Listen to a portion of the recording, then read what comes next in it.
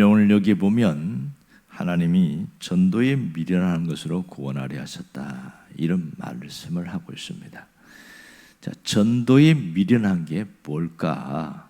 오늘 여기에서 보면 전도에 미련한 것이라는 것은 십자가를 통하여 구원을 이루시려는 것, 이걸 말합니다. 십자가에 못 박힌 예수님을 통해서 구원을 이루는 것, 이게 일반 사람들에게 볼 때는 정말 미련해 보인다는 겁니다.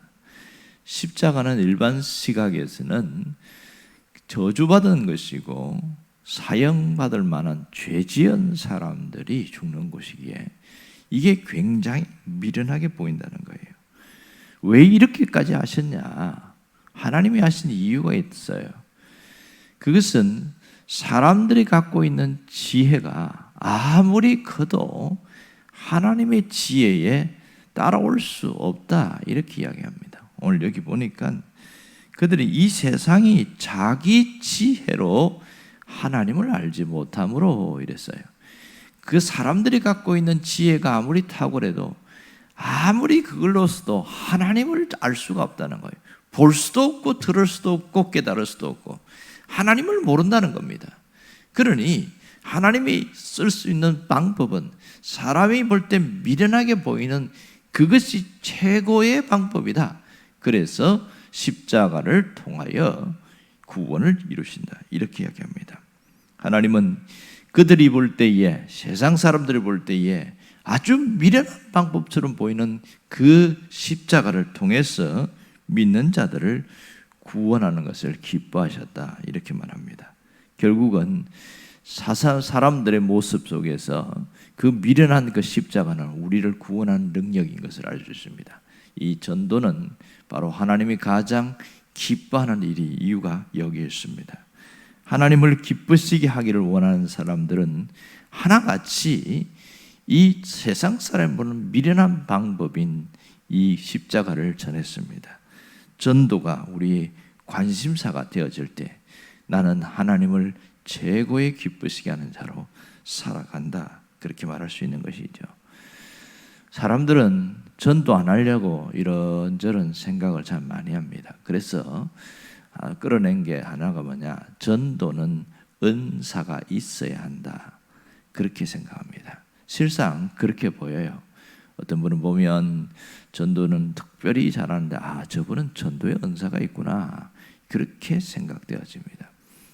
근데 우리가 이것이 편견이라는 걸 알아야 합니다. 처음부터 전도 은사 가진 사람은 아무도 없습니다. 이것은 사람들이 볼 때에 저 사람은 특별하기 때문에 그렇다고 생각하는 오해입니다. 영혼의 사랑에 대한 불이 붙은 사람은 그냥 하게 되어집니다.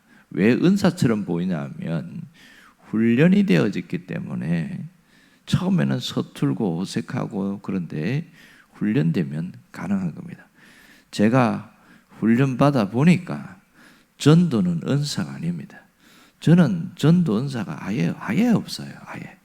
사람들 만나갖고 하는 거 너무 힘들어하니까. 다른데 훈련되니까 가능하더라고요. 은사 없는 사람도 전도할 수 있습니다. 이것이 사람들이 가진 편견이고, 또 하나는 전도는 어렵다, 이 편견이 있어요. 전도는 어렵다. 왜 어렵다고 얘기하냐? 얘기하면 안 믿기 때문에, 안 받아들이기 때문에 어렵다, 이런 얘기합니다. 현실적으로 보면 그게 맞는 것처럼 보여요. 나도 그렇게 생각했으니까. 10명을 만나서 얘기했는데 10명 중에 10명이 다 믿으려고 해요.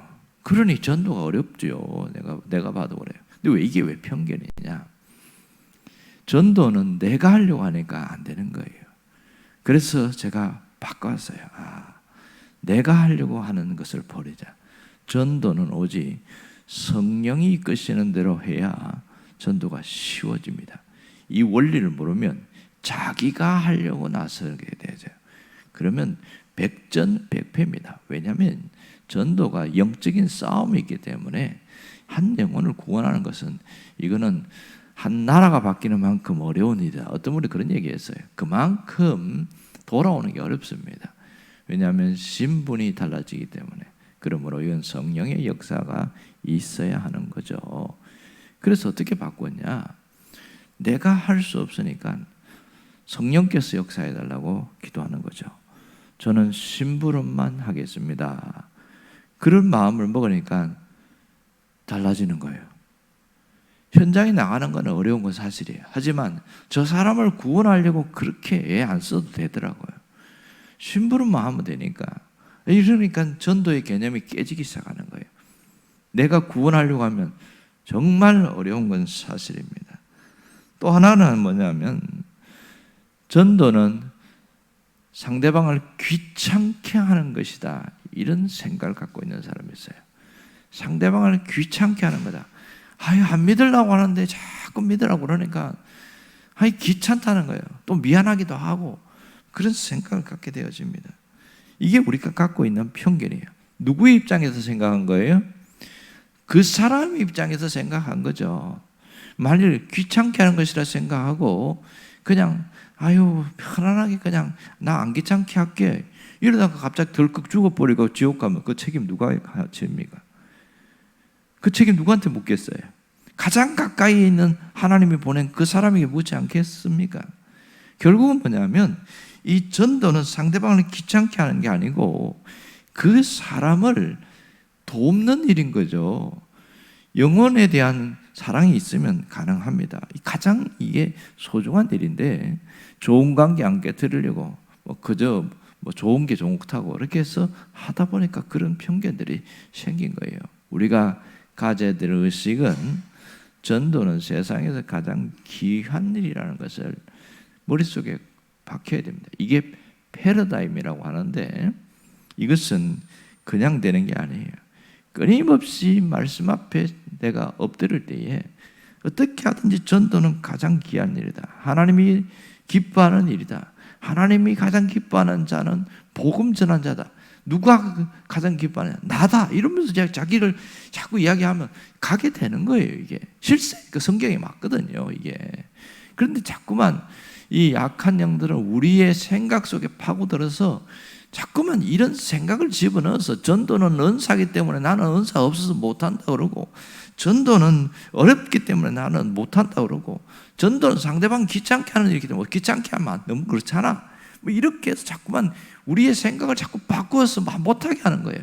왜냐하면 이것이 사단의 나라를 깨트리는 일이기 때문에 못하게 하려고 하는 것이 현실입니다. 하지만 이 일을 함으로써 하나님은 얼마나 기뻐하는지 몰라요.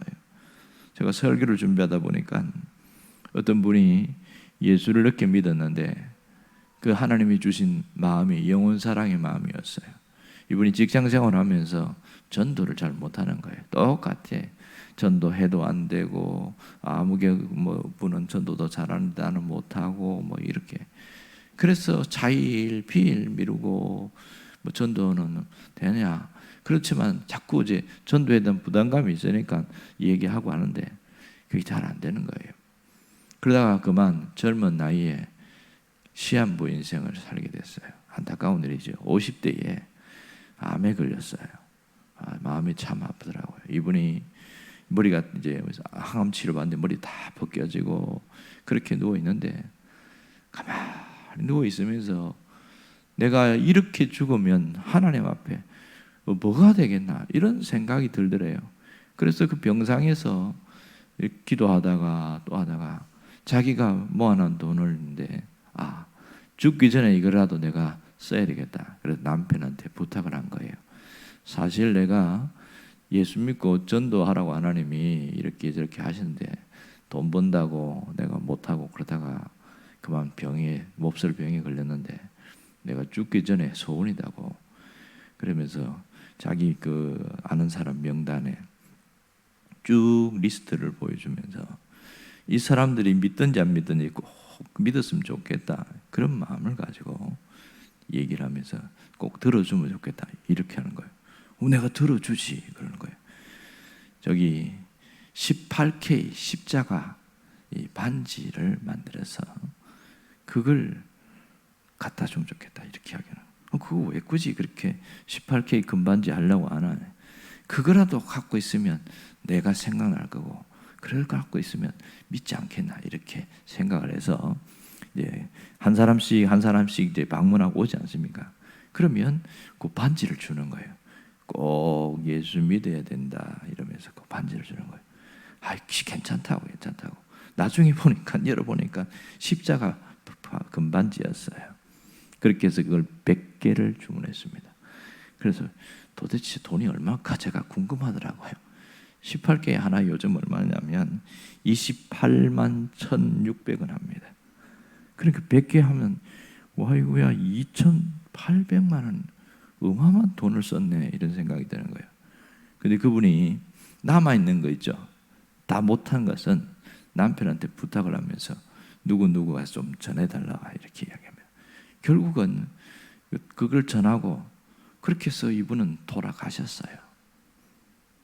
자기 눈앞에서 전도된 사람은 극소수였어요. 100명 중에 한 몇 명 정도만 내가 예수 믿을게 이렇게 됐어요. 나머지는 소득이 없잖아요. 그런데 하나님은 그 마음을 얼마나 귀하게 여긴지 그들이 그 반지를 받은 사람이 장례식장에 다 온 거예요. 그리고 네가 이 젊은 나이에 어떻게 갔냐 너무 가슴 치면서 그 장례식장에서 38명인가 그 왔다 간 사람들이 바로 그 교회 나갔다는 거예요. 기가 막힌 일들이 생기는 거예요. 기가 막힌 일들. 이분은 자기가 모은 재산에 그것을 마지막까지 가장 가치 있게 쓰고 가셨다 그런 생각을 합니다. 일찍 돌아가신 것이 참 마음에 안타깝긴 한데 이분은 정말 이 돈도 가치 있게 썼구나 이런 생각을 하게 됐습니다. 성경은 심은 대로 거둔다 이렇게 이야기합니다.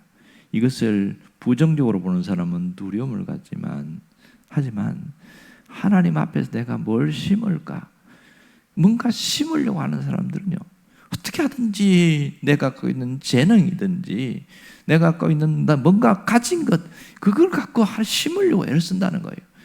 하나님은 심으면 반드시 거두게 한다는 거예요. 거두게 되어집니다. 내가 눈앞에 볼 때 거둘 수 있지만 죽은 이후에 거둘 수도 있습니다. 문제는 안 심기 때문에 거둘 수밖에 없다는 거죠. 여러분 이 땅에서 내가 주님 앞에 수고한 그것만 하나님 앞에 상급으로 나타나게 되어 있습니다. 살면서 음으로 양으로 눈에 보이는 것이든지 보이지 않는 것이든지 입으로 전도하든지 몸으로 전도하든지 생활로 하든지 어떻게 하든지 전도하려고 하는 그 마음을 주님이 보신다는 거예요. 그 마음으로 살아갈 때 자기 삶이 가장 가치 있다는 것을 알아야 됩니다. 한 사람이라도 더 영혼 구원하려는 그 마음으로 살아갈 때 내 생은 가장 아름답고 화려한 삶이라는 겁니다. 헬렌 켈러가 죽을 때 한 말처럼 자기는 앞도 보이지 않고 들리지도 않고 말도 못하는 그 삼중고의 그 인생을 살면서도 죽을 때 뭐라고 그러는지 아세요? 내 인생은 참으로 아름다웠다 이렇게 이야기하고 죽었어요. 뭐가 아름답습니까? 자기가 할 수 있는 최선을 다하고 살았기 때문에 아깝지 않고 나는 최선을 다하고 죽었다는 겁니다. 여러분도 이런 고백이 있기를 원해요. 내 인생이 마지막 나는 정말 아름다웠다 이렇게 하고 죽을 수 있다면 정말 잘 산 거죠. 가장 안타까운 것은 그때 내가 이거 할 걸 끌끌 하다가 죽는 사람이 가장 안타까운 겁니다. 여러분 잘 살다가 잘 죽을 수 있기를 바랍니다. 이것은 한 영혼을 구원하려는 그 마음으로 살아가고 또 그렇게 살아가려고 애를 쓰는 것 최선의 삶이 우리를 값지게 만드는 겁니다. 여러분이 값진 인생 살기를 주의 이름으로 축원합니다. 기도하겠습니다.